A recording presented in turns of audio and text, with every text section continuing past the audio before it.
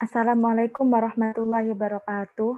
Kami dari kelompok 2 akan mempresentasikan bab komunikasi kerja.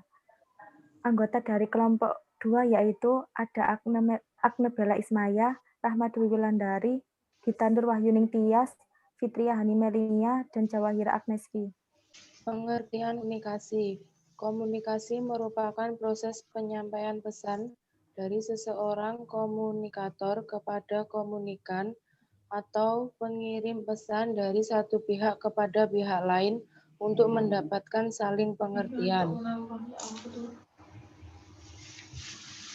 Konteks komunikasi. 1. Komunikasi interpersonal. Kedua, komunikasi intrapersonal. Ketiga, komunikasi kelompok. Keempat, komunikasi publik. Kelima, komunikasi organisasi.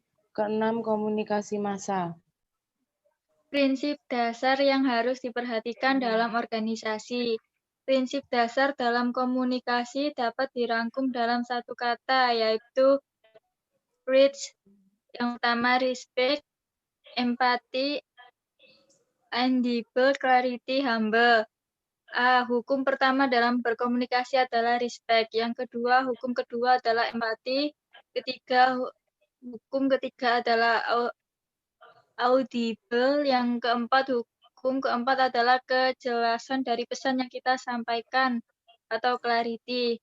Yang kelima, dalam komunikasi yang efektif adalah sikap rendah hati atau humble. Kemampuan dan keterampilan dalam berkomunikasi. Komunikasi merupakan proses penyampaian informasi antara satu individu dengan individu yang lain. Untuk itu, dari masing-masing individu diharapkan memiliki kemampuan serta keterampilan yang dibutuhkan dalam proses komunikasi. Kemampuan dalam menyampaikan pesan, kemampuan dalam menerima pesan atau mendengarkan, kemampuan dalam memberikan umpan balik, keterampilan dalam berkomunikasi. Bentuk-bentuk komunikasi.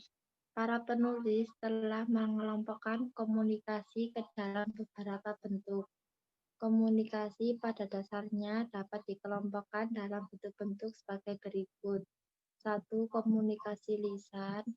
2. Komunikasi tertulis. 3. Komunikasi nonverbal.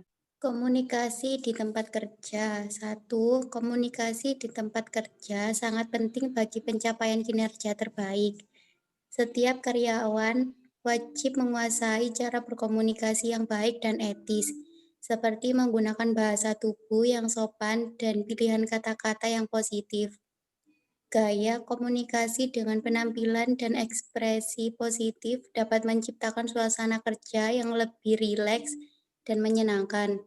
2. Setiap pekerjaan yang dilakukan karyawan memerlukan komunikasi dengan pekerjaan yang dilakukan oleh karyawan yang lain.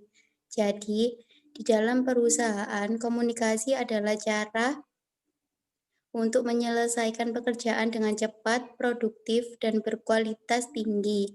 Melalui komunikasi yang etis, kolaborasi, dan koordinasi dapat mengalir di semua aspek kerja dengan penuh kualitas.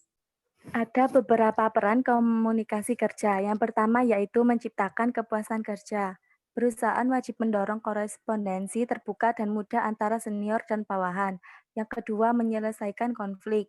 Komunikasi yang terbuka di tempat kerja dapat membantu mencegah dan menyelesaikan konflik.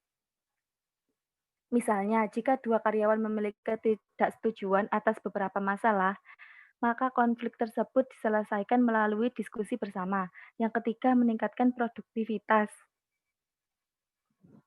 Komunikasi yang efektif di tempat kerja adalah hal yang paling penting bagi keberhasilan dan kegagalan sebuah perusahaan.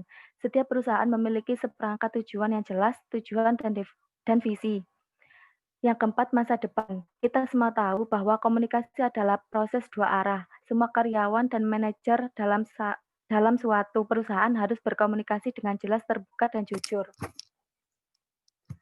Yang kelima, pembentukan hubungan. Komunikasi terbuka baik antara karyawan dan manajer atau antara manajemen dan karyawan mengarah pada pembentukan hubungan pribadi dan profesional yang lebih baik. Yang keenam, Pemanfaatan sumber daya. Jika sebuah perusahaan menghadapi masalah krisis dan konflik akibat miskomunikasi antara karyawan, menyebabkan penundaan yang tidak perlu dalam pekerjaan sehari-hari. Sekian presentasi dari kelompok 2. Terima kasih. Wassalamualaikum warahmatullahi wabarakatuh.